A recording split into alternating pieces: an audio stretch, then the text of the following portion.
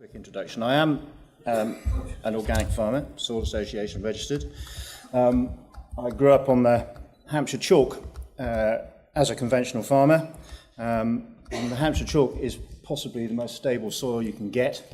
That's the one, yeah, thank you very much. And as part of my growing up education, I happened to find myself at Washington State University, visiting an agricultural professor. And I won't attempt to do an American accent, but essentially what he said is you Brits have no idea how much soil you are losing. And that was 30 years ago, and he was right then, and unfortunately I think he's still right now. There is too much soil coming off our fields during the year, and most of it, of that 1,929 kilotons of soil, ends up in our rivers. Now, I work for the West Country Rivers Trust now. It's part of a group of rivers trusts that cover most of the UK. And we're trying our hardest to work with farmers to try and reduce the amount of soil ending up in the rivers from any source and any pathway because of its impacts on the wider environment. Because the soil loss that's going in there is, essentially, to use a quote from the radio programme earlier, it is costing the earth. The cost to the UK economy from clean-up, £260 million a year. The cost to water companies just to remove agricultural pollutants, most of which are transported by soil loss, is up to £9 million a year as well. And this isn't really doing our industry a great deal of good when it comes to the wider general public and the people you're trying to sell your products to. Because if they get cross about the amount of soil that's on the road, or they get cross about the amount of soil and the fecal indicator organisms that end up on the beach, they then start having a look at single payment issues, stewardship issues, and that will impact back on your farm business. And so when we go out and do a farm advisory visit to farms, that financial impact is what we talk about. We never ever talk about the environment. We always talk about the financial impact of soil loss into the thing. But it does impact on the wider economy. I could spend the whole of my presentation bringing up photographs of soil loss. I've got lots and lots. I spend my life going out to farms and I've got lots of photographs, but I'm not going to. And most of the photographs, not all of them I show, are unfortunately organic farmers. Suffering the same pressure as conventional farmers with income, not perhaps having the kit to be able to do it and using contractors with short-scale, short-termism and missing out on timeliness, and others because they've just lost sight of what they're trying to achieve on their farm. I will admit that this photograph is not an organic farmer, but the principle still bears the same, in that if you're trying to control weeds, for instance, by sowing late or over-cultivating soils, particularly anything that's harvested in the winter or sown in the autumn, the risks are just there because that's when the rain comes. And so what you do on your farm impacts outside your little castle as such. What you cannot be, little farmer Englanders type people and think what you do on your farm is all important to you, because it does impact outside. And you hear that from stakeholders within catchment management, that they're very cross about soil loss. Just a few more there, and just as an indication, that little stream on the top left one is a stream that comes in opposite my farm. Back up on the hill is a chap who's trying to keep outdoor pigs in Devon. 5 foot of rain during the winter period, not a good idea. So that's all coming down onto the river that I'm lucky enough to have flowing past my farm. We talked about soil health all the way through the day, increasing the phosphorus availability and ensuring that we try and do weed protection. But sediment loss takes that phosphorus and takes any chemicals. Obviously, being organic, we don't expect to see chemicals in the soil, but in the fecal organisms. And it goes into the soil matrix and it impacts on the biological oxygen demand, the amount of oxygen is required to bring it back up to good status. It reduces reservoir capacity. South West Water, who we do an awful lot of work for, take out 9 skip loads of topsoil a week from the River Tamar. Now, this is all your workplace, essentially, ending up in a pump, wearing out the pump of South West Water, and getting into a skip and then having to be transported, or, even worse, being pumped right back up into the reservoir, where it fills up the reservoir, reduces its capacity, reduces its storage capacity, increases the chance of having to be rebuilt or dredged out, and those costs go back to the wider general public, which then impacts back on us. We have beach cleanliness. Very straightforward. A big washout of soil can take out fecal indicator organisms, which then wash back on the beach. Obviously, the summer bathers don't get very impressed, and we get impacts on shell fisheries. If you want to see people get really irate at a soil meeting, sit in a soil meeting around the coast somewhere where the shellfish fisheries are sitting there, and they get really quite cross with the amount of soil that comes down the river. So it's thinking on what you are. And soil on roads, drinking, that can block drains and increase flooding. The insurance companies get upset. The highways agency will, come and, put the cost back on you for cleaning up the roads. So it's not a rant. It might sound like a rant. This is a plea for our industry to try and, even if you just talk to your neighbours over the hedge, to try and get a handle on the amount of soil that's coming off our fields, because it is too much. That's about what we said is losing, 2.2 million tonnes. Local authorities, £30 million, is back to costs again, to deal with the effects of soil erosion onto roads and footpaths. We've done the water companies. And we've also talked about, one or two people have said, well, let's get the field drains going and get the water off the land and be able to do the work. But if you analyse some of the water that goes through the field drains, it takes a lot of those tiny, tiny little clay particles. They're the main bits that take the pollutants with it.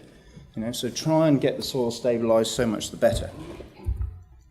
And if you get a chance to go and have a wander around a water treatment works from one of the water companies, you will find it fascinating. This is a group of farmers from West Cornwall.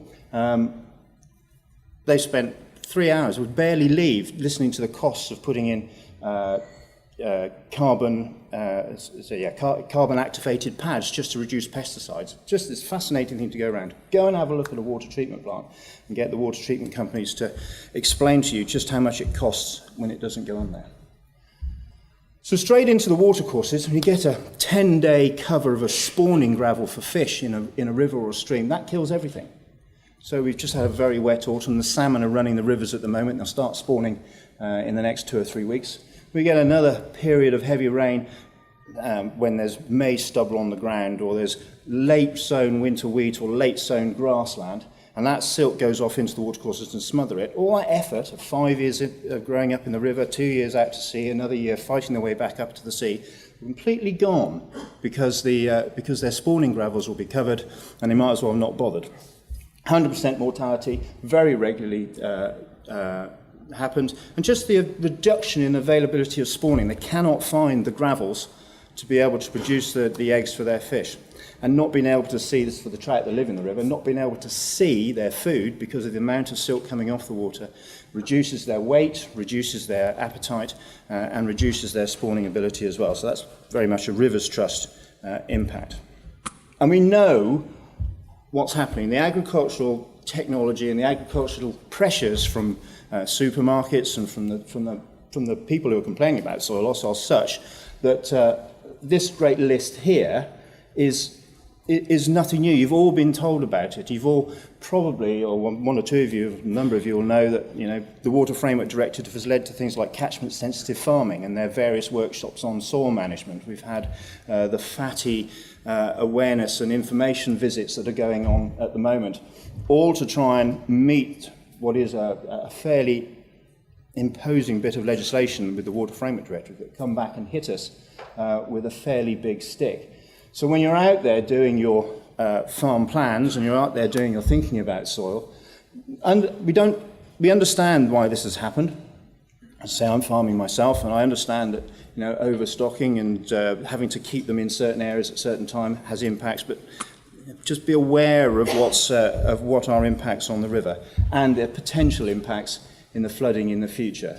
Grade 1 land to flood in 2080, 130,000 hectares. Well, I came up on the train from Exeter this morning through the Somerset levels, and the difference in a year from when last year, when it was 3 foot underwater, to now is fantastic to see. And we're now getting into dredging, reduced time periods to get licenses to dredge out those streams.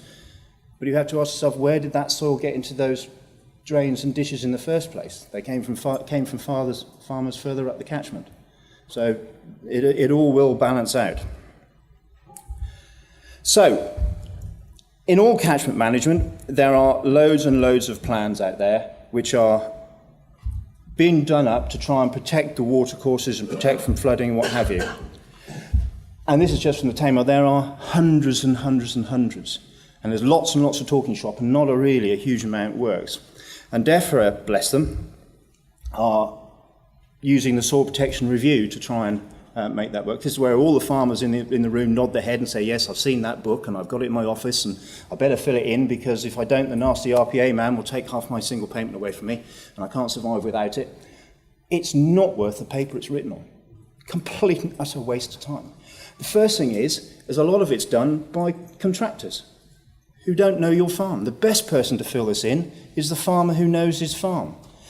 And it's done to the barest minimum, because that's all you need to do. You can have your whole field disappear into the river or onto the road, and if that book's filled in on one of those pages, you will not lose your single payment.